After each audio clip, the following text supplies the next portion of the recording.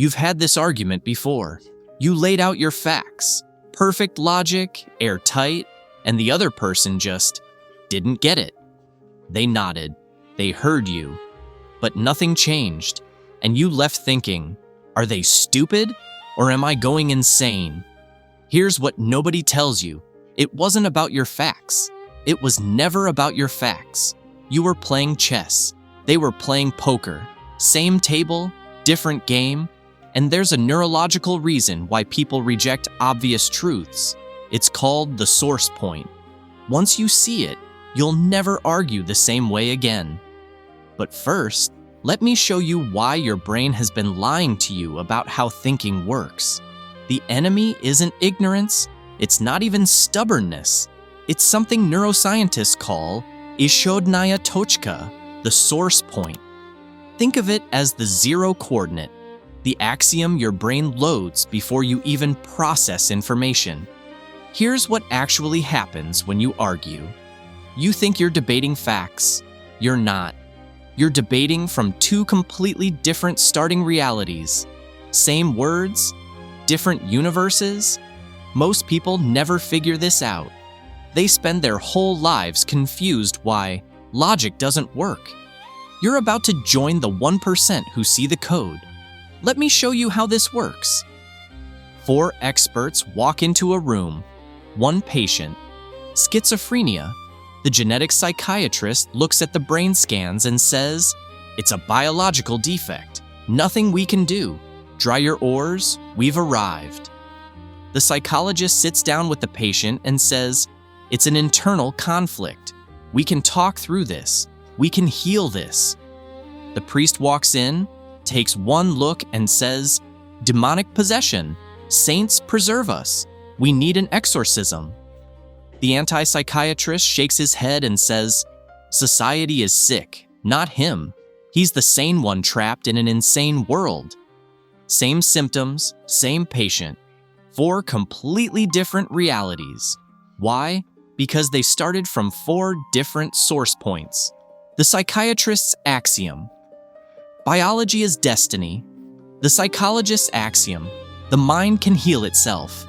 The priest's axiom. Evil is external and spiritual.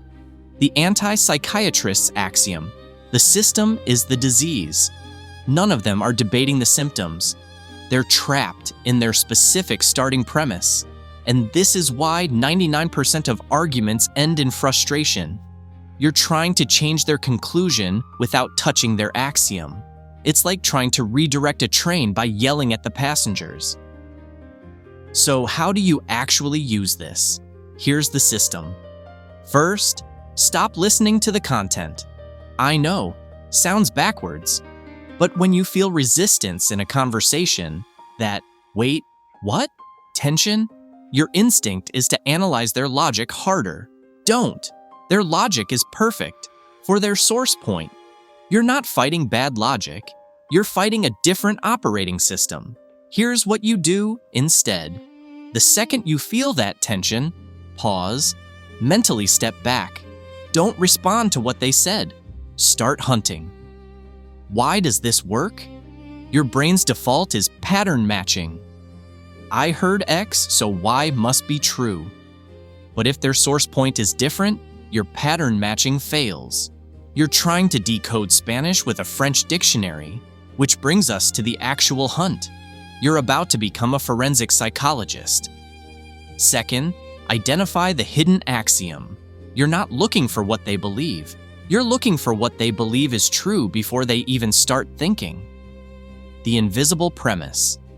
Ask yourself, for this person's argument to make sense, what must be true in their world? Examples. If they say, people need strict rules, their axiom might be, humans are inherently chaotic. If they say, freedom above all, their axiom might be, humans are inherently good. Write it down, literally. 1 sentence. This is reverse engineering belief architecture. Every neural network has a starting weight. Change the weight, the entire output changes. You're hacking the root directory, not editing files. But here's the problem. You can't change someone's source point by attacking it directly. That triggers defensiveness. The amygdala lights up. Threat response, game over. So what do you do instead? Third, go from below. Never say, "You're wrong about X." Instead, "We're starting from different places. Let's look at that." You shift from debate to archaeology. Here's the script. Bad. Your policy won't work. That's attacking the view from above. You're arguing about the conclusion. Good. It sounds like you're optimizing for control and I'm optimizing for efficiency. Should we talk about which premise fits this situation? You're naming the difference in source points. Out loud. Template. I think we're proceeding from different starting points. You seem to be starting from their axiom. I'm starting from your axiom. Which one applies here? Why does this work? It bypasses the amygdala hijack. You're not triggering their threat response. You're inviting collaboration on a meta level. It's like saying, "We both think we're solving different puzzles. Let's figure out which puzzle we're actually looking at." Now, this works on others, but what if you're the one stuck in a broken source point? That's the most dangerous one. Fourth, audit your own source point. Plot twist. You have a source point too, and it might be sabotaging you. If you keep hitting the same problem, same wall, different day, it's not the problem. It's your axiom. When you're stuck, ask, what am I assuming is true before I even start solving this? Am I acting like the genetic psychiatrist, fatalist, nothing I can do, or the priest, mystic, waiting for a miracle?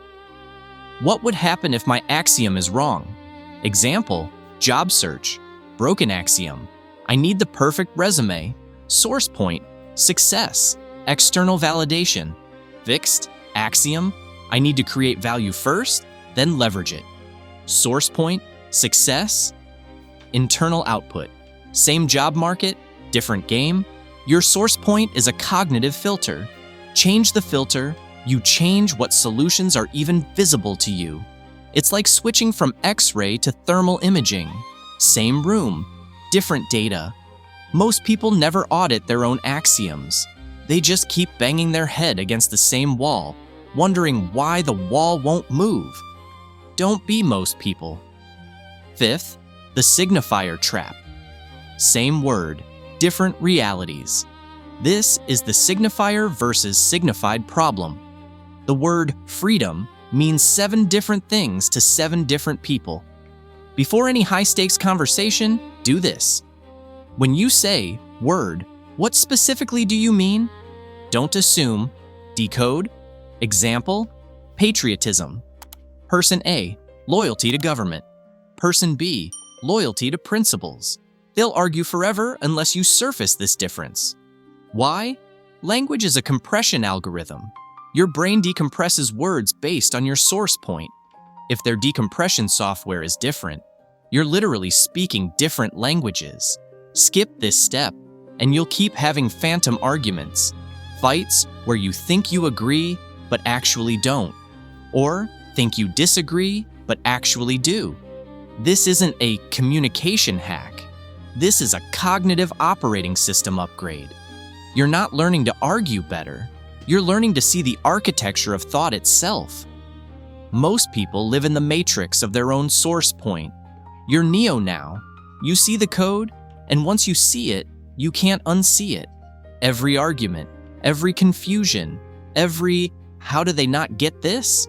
You'll trace it back to the source point. Every time. Arguments aren't won by facts. They're won by shifting the axiom. Change the source point, you change the entire conversation. Now, go audit your own.